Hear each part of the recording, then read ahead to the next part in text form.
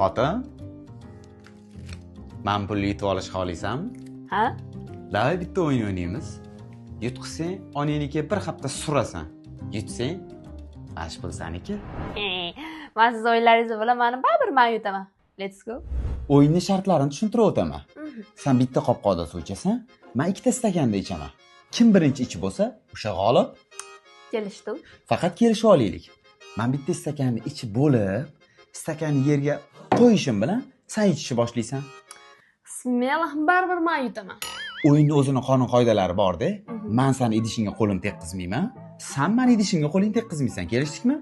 Cho'zmay tezroq bo'ling, pul meni kutyapti. Boshladik.